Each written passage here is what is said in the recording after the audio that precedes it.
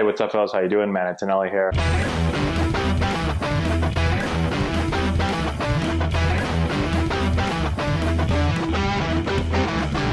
Hey, what's going on, guys? How we doing? Man, Antonelli here. About 3 years ago, I made a video on the top 10 unwritten rules in baseball, and it has almost gotten 1 million views. We're getting close. We've got almost 3,000 comments. A lot of people calling me an idiot, some others calling me a moron, but there are a few of you that agreed with me. Well, it's been a little while now, and I've been even further removed from playing Major League Baseball and professional baseball. I've gotten a little older, a little more mature. I've been around youth baseball more, travel baseball. I've been around high school baseball more. And so I'm going to revisit that list that I made 3 years ago and see how my opinion has changed on those unwritten rules. Now, I've also gone through the comments of that video and I've pulled up some of the unwritten rules that you all put down below, and we're going to talk about those as well, and I'll give you my opinion on those also. Now again, just remember, these are not my unwritten rules, okay? I didn't make them up. They were made up a long time ago by some guy that didn't have a pencil or a pen to write them down. So this is just my opinion of those unwritten rules. And I will say, during my career, it is not uncommon for a manager, a coach, or sometime the other team to get upset at players for breaking some of these unwritten rules that were never wrote down, okay? So I'm not just making this stuff up. This is from my experience of playing Major League Baseball and professional baseball for a good amount of time. More minor league than major league, but still, basically the rules that apply, or the unwritten rules that apply in the minor leagues, are the same type of things that you'll see in the major leagues. And once again, if you do break them, a lot of times the punishment is a fastball right in, well, sometimes in the butt. Usually try to stay away from the head, down there like the butt, hip, leg area. So that's what you're going to get. People made fun of me in my last video for saying just drill everybody that breaks the rules, but that's usually what happens. You break one of these rules and you might be hit, especially back in the day. Back in the day, they might throw at your head. Nowadays, they won't throw at your head as much, really ever throw at your head. They'll throw more towards your butt. Okay, so let's get into them. I have them all written down right here. Unwritten rule number 1 is don't talk to your pitcher when they have a no-hitter going, okay? And I still believe that this is pretty common in baseball. There's a few pitchers every now and then that I guess are just, they're so loosey-goosey that they don't really care. But when I was playing, and I had the opportunity to be in a couple of close no-hitters, never been in a no-hitter, but I was close to a no-hitter in the major leagues. Chris Young was pitching for us with the Padres, and I was playing second base, and man, I was nervous because I was like, don't screw this up, Matt. If they hit you a ball here, like just field it and throw it to first. So I don't know if he was nervous or if he even knew what was going on. I would say most times pitchers know that it's going on. But when a guy has a no-hitter going, you don't talk to him, okay? No one, there's been times where basically you'll see the pitcher at one end of the dugout and then everyone else is down the other end. It's like, stay away from the guy, don't go near him. Now, this actually probably brings more attention to it than if we just acted normal with him. So I don't really know why this started, the whole like, don't jinx the pitcher thing. I mean, we've all been talking to him the whole game. Why all of a sudden now do we want to just stay on the other side of the dugout from the guy when he has a no-hitter going late in the game? Like, hello, we're trying not to bring attention to it, but we're going to bring all the attention in the world to it because we're going to act totally different than we have the prior 6-7 innings. But I don't know. Anyways, it's an unwritten rule. No one ever wrote it down and said you got to do it, but that's what happens. It just happens basically at every level I've ever been at. Don't talk to the pitcher when he's got a no-hitter. So that's unwritten rule number 1. Unwritten rule number 2. Don't run up the score by bunting or stealing when winning by a lot late in the game. Now, the first time around in this video, I also put up, and don't bunt or steal when losing by a lot. It's kind of like this unwritten rule that, when the game's out of hand, basically neither team is going to try to do anything to score runs. You still can swing the bat. You just got to play a little bit more station to station. You're not supposed to bunt. You're not supposed to steal and all that stuff, okay? I revised it for this one.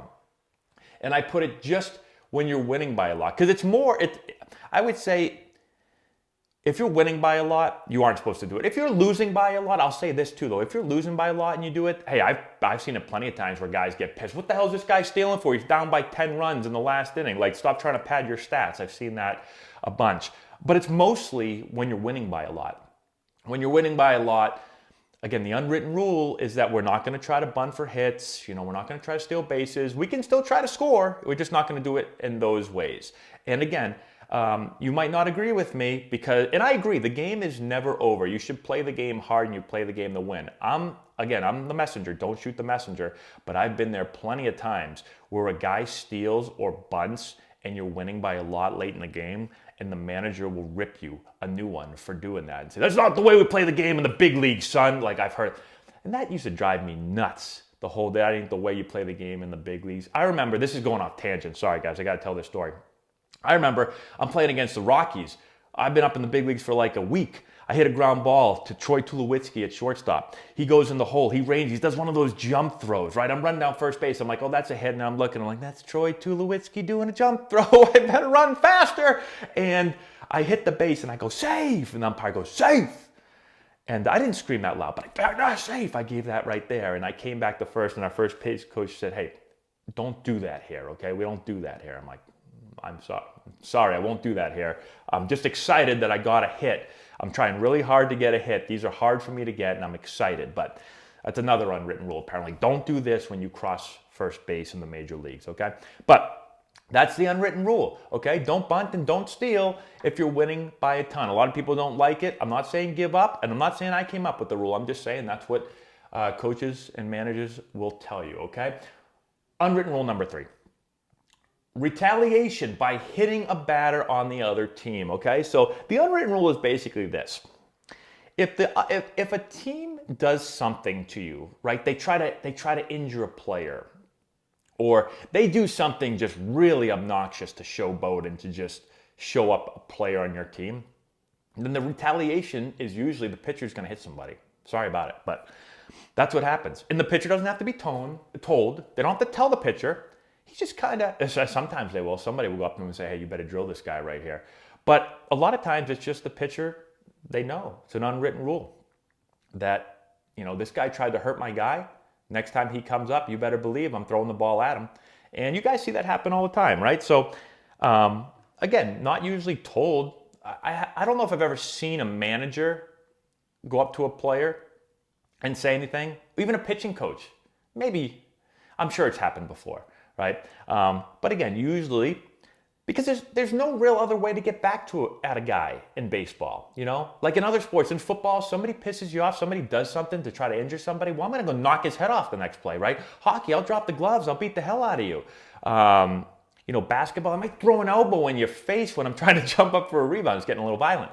But baseball, there's not a whole lot you can do. You used to be able to slide into second base, go spikes up, and try to kill the other middle infielder. But they put in a lot of rules now that you can't really do that. So how do you do it? Well, you throw at a guy. So that's the unwritten rule. Do something. Something happens to my teammate. You try to hurt my teammate. You try to show us up too much. I'll hit you. All right. Now it gets out of hand sometimes. Sometimes it's like guy hits a home run, looks at the ball for like a half a second, and the pitcher gets all butthurt about it, and they're throwing at the guy the next at bat. I don't agree with that. Okay. Maybe that isn't. Oh, speaking of, rule number 4. Unwritten rule number 4. These are not written down. Don't pimp a home run, okay? Now, this has really changed a lot because in 2021 baseball that we're about to see, and in 2020 baseball, and even 2019 baseball, pimping has been a little bit more part of the game. You see guys, with a little bit more flair and playing with a little bit more emotion, hitting balls and jumping around and taking selfies of themselves and flexing and all this stuff. You're seeing a lot more of that. Back in the day, as you know, if you've been a baseball fan, like when I played, I don't like when people say that, but I'm going to say it. Back when I played, you had to get around the bases pretty quickly. And pitchers got really, really mad. Now they're getting a little less mad because there's just more of it. More pitchers are accustomed to seeing it. But back then it was like, you hit your home run, you better run around the bases quickly. Now I never liked this because this is the way I thought of it. I'm like, so you're telling me that if I hit a big home run, I can't get super excited about it, stare at it for a little bit, do a twirl, whatever. But you're going to strike me out in a big situation, and you're going to give a fist pump, and you're going to stare at me, you're going to scream at me, you tell me to sit down in the dugout. Like, no. Like, that's not fair, right? If you're going to do that, then I should be able to do whatever the hell I want. So I like that baseball has moved a little bit towards, let's let the hitter do a little. He hit a home run. It's not easy to hit a home run in the big leagues. I only hit one, and I got lucky. I hit at Coors Field where the ball flies. Hell, if I want to do any type of dance I want, I should be able to. So I'm not a big fan of this unwritten rule, but it's one that's part of the game. It is going away a little bit. I think it's a good thing. I think we should have a little bit more celebrations. I don't want it to get crazy. I don't want guys doing, somersaults down the line and backflips and all that stuff. Just like in football, it got a little out of control for a while with some of the celebrations. But I do think emotion is good for the game. All right. Number 5, don't step on the pitcher's mound when entering or exiting the field. This is a pretty easy one. Again, it's not written down, but everybody knows, like, if I get out, I'm not going to come through and run on the guy. I'm not running on the pitcher's mound. Like, you just don't do that. Alex Rodriguez did that one time, and I think he got his ass beat, didn't he? Something happened when that, what was that? Was that Dallas Braden and A-Rod? I should look that up. I'm just going off my memory, but I think A-Rod did that one time, and that's a big no-no. You don't step on the pitcher's mound. That's like sacred ground to the pitcher, all right? So it's an unwritten rule, again, not written anywhere. No one's really even ever said, like, hey, don't do it. You just kind of know not to do it. You go around the mound. When I'm running on and off the field, even when I'm going to defense or coming to offense, like, I ain't going to run on the pitcher's mound. Stay away from the pitcher's mound. It's an unwritten rule, all right? Don't swing 3-0, number 6. Don't swing 3-0 when winning by a lot. Fernando Tatis Jr. So here's my thought on this one. Now, you remember how mad they got about this, right? I mean, they were pissed about this. And even Jace Tingler was kind of like getting on Tatis a little bit, like, he felt like he shouldn't have swung 3-0 there. Now, I think this is silly. Is it an unwritten rule? Yeah, it is. You swing 3-0 and someone's going to probably say something to you if you're up by a ton. It's stupid, though. I already made a video on this when it happened. That's stupid.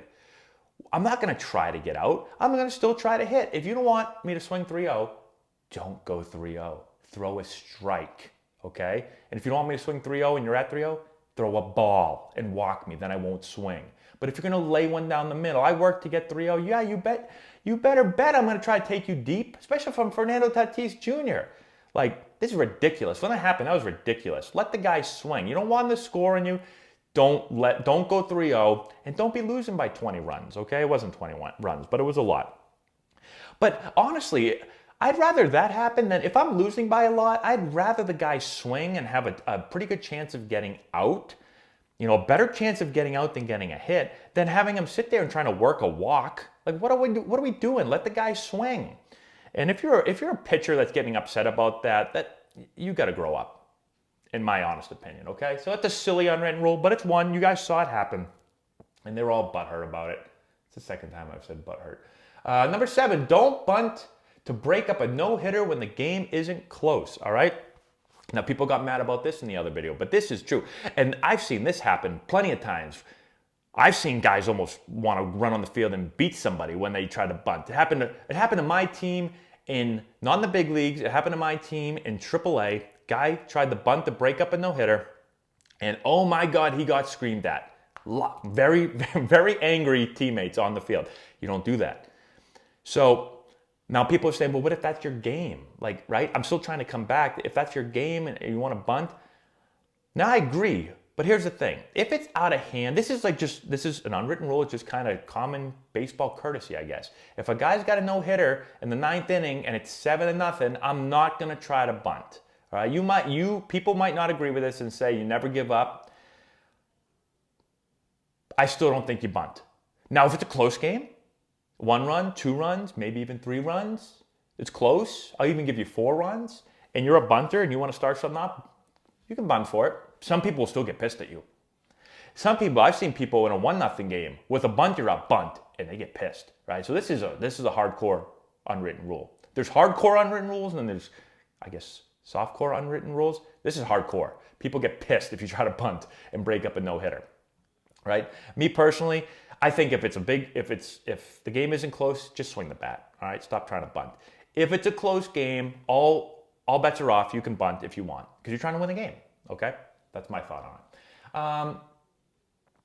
Number 8, you must leave the bench during an on-field altercation. So if there's a bench clearing brawl, you got to leave the bench. You cannot stay on the bench, okay? You're going to get yelled at. You're going to get big time yelled at. You might get beaten up if you do that, all right? It's an unwritten rule.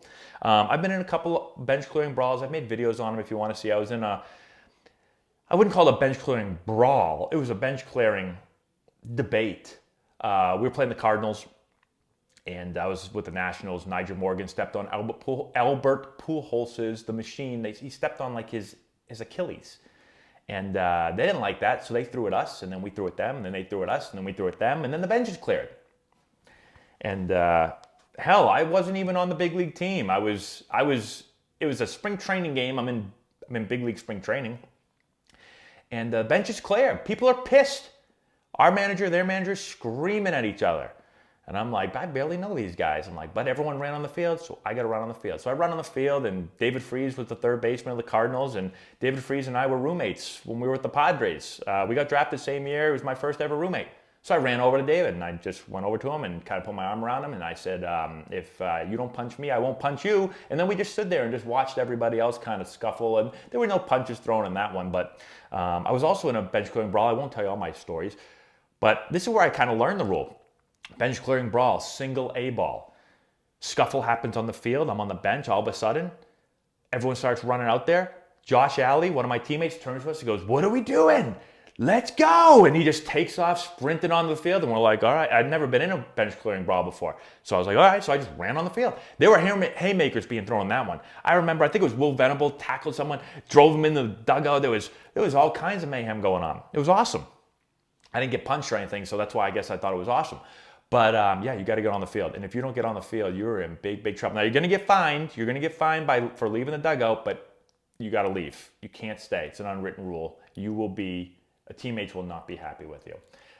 Two more, and then we're going to go over everyone else's that put in the comments section. Number 9, don't show up your teammates while on the field. Now, I put this down as an unwritten rule, but it is kind of a written rule because the manager, I don't know if the manager at the beginning of the year is going to say, hey, all right, fellas, we don't show up our teammates here, right? He's not going to say that, but if you show up teammates and you are an a-hole out in the field to your team, somebody is going to yell at you. All right, so I'm talking about when you're a pitcher, you cannot be, guy makes an error, throwing your hands up and this and that and yelling at guys. You can't do that, okay? You just got to get the ball back. Now, some guys aren't good at this. Some guys, I remember John Lackey all the time would always be kind of doing all this stuff. He was a super fierce competitor, and sometimes, yeah, guys are, they're emotional, very competitive, and they're going to do that a little bit, but it's an unwritten rule that you're not supposed to do it. Like, you don't show up your teammates. You throw a pitch in, catcher doesn't catch the ball the right way. You don't start yelling at them.